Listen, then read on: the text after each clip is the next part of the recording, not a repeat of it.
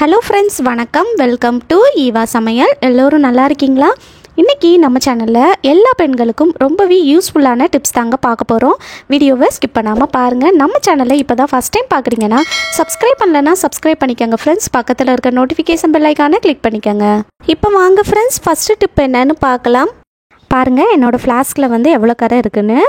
இதை விட எக்கச்சக்கமாக கரை இருந்தாலும் இந்த மெத்தடில் நீங்கள் ட்ரை பண்ணி பாருங்கள். ரொம்ப ஈஸியாக அந்த கரை எல்லாமே வந்துடும். இப்போ வாங்க நம்ம எப்படி க்ளீன் பண்ணுறதுன்னு பார்க்கலாம். ஃபஸ்ட்டு ஒரு பாத்திரத்தில் தண்ணி நல்லா சூடு பண்ணிக்கங்க. தண்ணி நல்லா கொதித்து வந்ததும் நம்ம ஸ்டவ்வை ஆஃப் பண்ணிடலாம். இப்போ நம்ம ஃப்ளாஸ்கில் வந்து நம்ம சூடு பண்ணி எடுத்த தண்ணியை பாதி அளவுக்கு நிரப்பிக்கங்க. இப்போ இதில் வந்து ஒரு லெமன் ஜூஸ் சேர்க்கணும். ஒரு முழு லெமனை வந்து நல்லா பிழிஞ்சு விட்டுருங்க.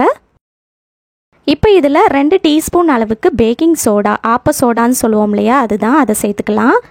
1 டீஸ்பூன் பேக்கிங் சோடா சேர்த்ததுமே இந்த மாதிரி நல்லா பொங்கி வரும். இது நல்லா அடங்கினதுக்கப்புறமா இன்னொரு டீஸ்பூன் பேக்கிங் சோடா சேர்த்துக்கலாம். ஸோ டோட்டலாக நான் வந்து 2 டீஸ்பூன் பேக்கிங் சோடா சேர்த்துருக்கேன். இப்போ இதில் மீதி இருக்கிற சுடு தண்ணியை ஃப்ளாஸ்க்கு ஃபுல்லாக நிரப்பிக்கங்க. இப்போ இதில் ஃப்ளாஸ்கோட மூடியை வச்சு நம்ம மூடி போடக்கூடாது. அந்த மாதிரி செய்யும்போது நம்ம ஓப்பன் பண்ணும்போது அது அப்படியே பொங்கி நம்ம கையில் படுறதுக்கு வாய்ப்பு இருக்குது. ஸோ வேறு ஏதாவது ஒரு மூடியை வச்சு மூடி போட்டுக்கலாம். மூடி போட்டு ஒரு அரை மணி நேரம் அப்படியே வச்சுருங்க. இப்போது அரை மணி நேரம் ஆயிடுச்சு. ஓப்பன் பண்ணிடலாம். இந்த மாதிரி ஒரு பாத்திரம் சைடில் வச்சுக்கோங்க. இப்போ இந்த பாத்திரத்தில் வந்து நம்ம பாதி தண்ணியை வந்து கொட்டிக்கலாம். இப்போ இந்த ஃப்ளாஸ்க்குள்ளே பாருங்கள் எவ்வளோ அழுக்காக இருக்குன்னு. அந்த கரை எல்லாமே ஓரளவு நல்லா அந்த தண்ணியில் வந்து ரிமூவ் ஆகி வந்துருச்சு. பாட்டில் க்ளீன் பண்ணுற ப்ரஷ் இருக்கு இல்லையா, அதில் வந்து பேக் சைடில் ஒரு ஸ்க்ரப்பரை வச்சு இந்த மாதிரி நல்லா சொருகிக்கலாம். இப்போ இதை வச்சு நம்ம நல்லா க்ளீன் பண்ணிக்கலாம். உங்கள் வீட்டில் வந்து பாட்டில் க்ளீன் பண்ணுற ப்ரஷ் இல்லை அப்படின்னா ஏதாவது ஒரு குச்சியில் வந்து பின்னாடி ஸ்க்ரப்பர் வச்சு நல்லா சொருகி விட்டுட்டு நீங்கள் வந்து இந்த மாதிரி க்ளீன் பண்ணிக்கலாம். இப்போது நல்லா க்ளீன் பண்ணியாச்சு. எப்படி இருக்குன்னு பார்க்கலாம். இப்போ இந்த தண்ணியை வந்து அதே பவுலில் சேர்த்துக்கலாம். பாருங்கள், அந்த கரை எல்லாமே நல்லா ரிமூவ் ஆகி வந்துருச்சு. உங்களுக்கு பார்த்தீங்கனாலே தெரியும். எனக்கு ஒரு தடவை இந்த ஸ்க்ரப்பரை வச்சு நல்லா தேய்ச்சதுமே அந்த கரை எல்லாமே நல்லா போயிடுச்சு. உங்கள் ஃப்ளாஸ்கில் வந்து இன்னும் கொஞ்சம் கரை இருக்கிற மாதிரி இருந்துச்சுன்னா நீங்கள் மறுபடியும் இதே தண்ணியை வந்து ஊற்றி இந்த மாதிரி ஸ்க்ரப்பரை வச்சு தேய்ச்சி எடுத்திங்கன்னா எல்லா கரையும் நல்லா ரிமூவ் ஆகி வந்துடும்.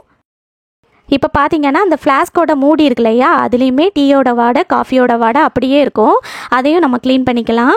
இதே தண்ணியில் வந்து கொஞ்சமாக கோரி எடுத்துக்கோங்க. எடுத்துட்டு இந்த மாதிரி கேப் இருக்குது பார்த்தீங்களா, இதில் வந்து அந்த ஸ்க்ரப்பரை வச்சு நல்லா தேய்ச்சி விட்டுடலாம். இதே தண்ணியை வச்சு நீங்கள் வந்து க்ளீன் பண்ணும்போது அந்த காஃபி வாடை, டீ வாடைலாம் சுத்தமாக இருக்காது, எல்லாமே போயிடும். இப்போ இந்த தண்ணியை வந்து கீழே கொட்டிடலாம்.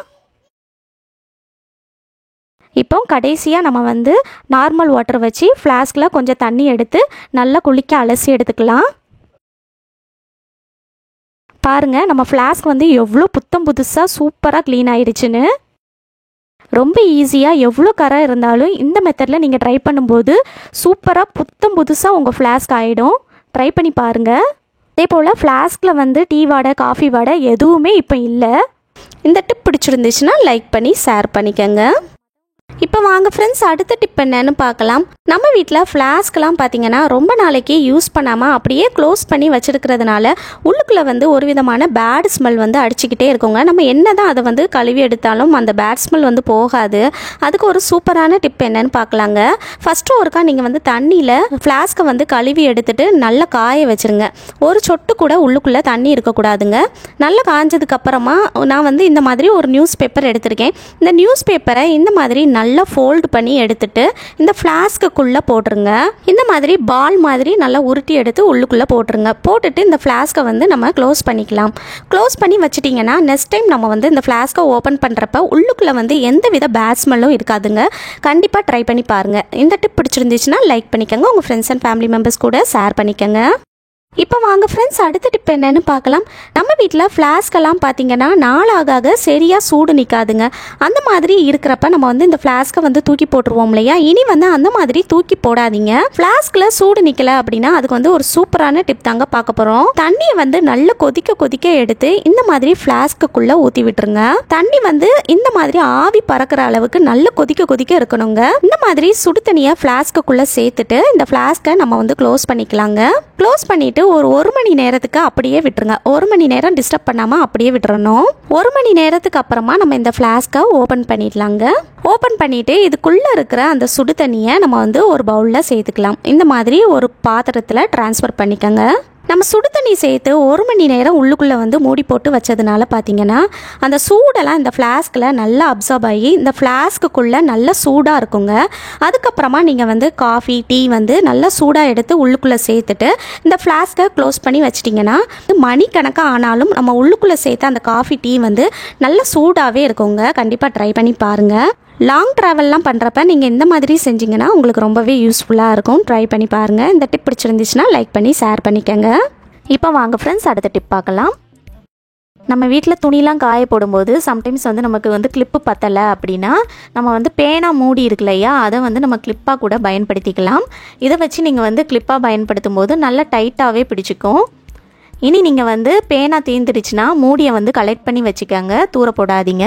இந்த மாதிரி நம்ம வீட்டில் துணி காய போடுறதுக்கு கிளிப்பாக பயன்படுத்திக்கலாம். இந்த டிப் உங்களுக்கு வந்து யூஸ்ஃபுல்லாக இருக்கும்னு நினைக்கிறேன். பிடிச்சிருந்துச்சுன்னா லைக் பண்ணி ஷேர் பண்ணிக்கோங்க. இப்போ வாங்க ஃப்ரெண்ட்ஸ், அடுத்த டிப் பார்க்கலாம். காலையில் நம்ம வீட்டுக்குள்ளே வெளிச்சம் வரணும்னு நம்ம வீட்டில் போட்டிருக்கிற விண்டோ ஸ்க்ரீனை வந்து எடுத்து அப்படியே ஜன்னலில் வந்து சொருகி வைப்போம். இனிமேல் வந்து அந்த மாதிரி பண்ணாதீங்க. இந்த மாதிரி நம்ம வந்து ஒன்றோடு ஒன்று எடுத்திங்கன்னா அழகாக வரும். இந்த மாதிரி ஸ்க்ரீனை வந்து ஒன்றோடு ஒன்றா சேர்த்துட்டு நம்ம வீட்டில் வந்து பழைய பேங்கிள்லாம் வச்சுருப்போம் இல்லையா, பழைய வளையல், அதை வந்து இந்த மாதிரி ஸ்க்ரீன் அடி வழியாக போட்டு விட்டுருங்க. இந்த மாதிரி போட்டு விட்டுட்டிங்கன்னா பார்க்குறதுக்கே ரொம்ப அழகாக இருக்கும். இனி நீங்கள் உங்கள் வீட்டு ஜன்னலில் வந்து இந்த ஸ்க்ரீனை வந்து சொருகாமல் இந்த மாதிரி நம்ம வீட்டில் வச்சுருக்க பழைய வளையலை எடுத்து நம்ம சூப்பராக பயன்படுத்திக்கலாம்.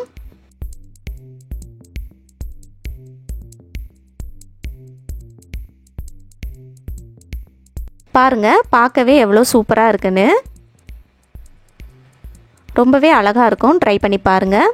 இந்த டிப் உங்களுக்கு பிடிச்சிருந்துச்சுன்னா லைக் பண்ணி ஷேர் பண்ணிக்கோங்க. இப்போ வாங்க ஃப்ரெண்ட்ஸ், அடுத்த டிப் பார்க்கலாம்.